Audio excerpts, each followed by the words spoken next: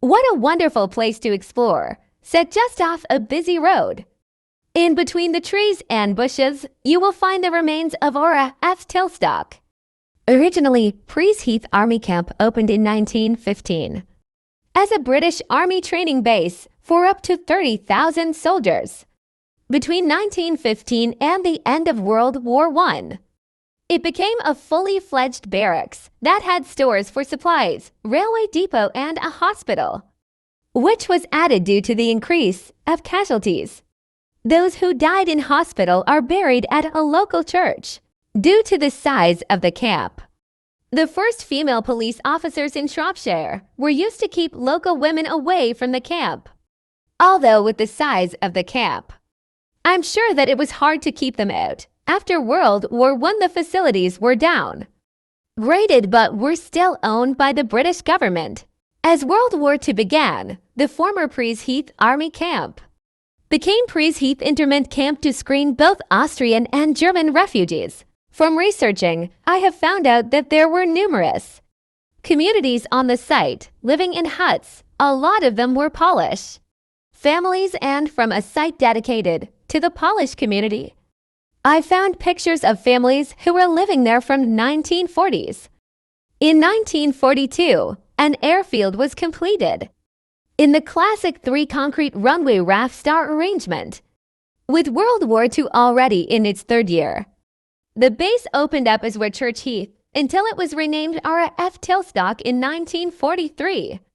It was used by Number 81 Operational Training Unit and Number 1665 Heavy Conversion Unit for training of pilots and crews in the operation of Whitley, Stirling, and Halifax heavy bombers between the 1st of September 1942 and the 21st of January 1946.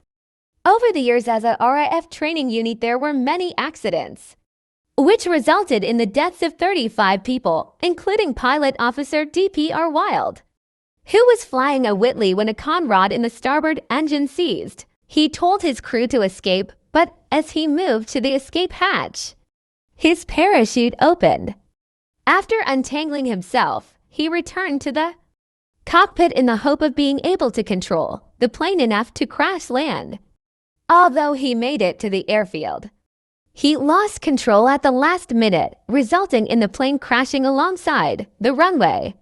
Pilot D.P.R. Wild didn't survive the crash, as the plane was engulfed in flames. Another crash resulted in the death of 5 crewmen after a Wellington bomber crashed into a field at Ivy Farm. The explosion of the bomber hitting the ground could be felt over 2 miles away. Then in August 1945, during bad foggy weather, RAF plane disintegrated and flung the crew out. Among them was Warrant Officer Samuel Walker. He was thrown to 100 yards but escaped with 2 broken ankles and burns on his face and hands. Unfortunately, one of the crew members died. It wasn't just plane crashes that caused deaths at Raf Tilstock. When it was Prees Heath Camp, Mr. Snowden asked the Undersecretary of State for War in the House of Commons if he could state the number of deaths which have taken place at the camp during the last 3 months, and was he aware that the soldiers there complained of its unhealthy condition at the camp. Lieutenant replied that there was 38 deaths during the last 3 months, but the conditions of the camp was good. Cheshire Observer, the 1st of August 1916. But what I was shocked to discover is a murder that took place there in 1917. In the early hours of Sunday morning on the 29th of July 1917, it was alleged that Charles Page, a driver in the SC Prees camp, murdered a fellow driver, Charles Spencer, alias John Anderson, by hitting his victim on the head with the end of a rifle as the man lay asleep in his bed in Hut 26. The blows caused a fracture of the skull and other injuries, which he later died of in Prees Camp Military Hospital.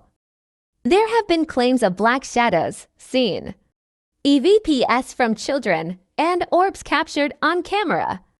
I have investigated here numerous times with fellow investigators and had technical difficulties with equipment. On 2 occasions, and had some responses through the spirit box, but they wasn't clear to hear. I went into one of the buildings and got a weird feeling, as though I had pressure on my forehead, but not a headache. This was in a certain building which numerous friends have commented about a feeling when seeing a picture without knowing that was the building I had that feeling.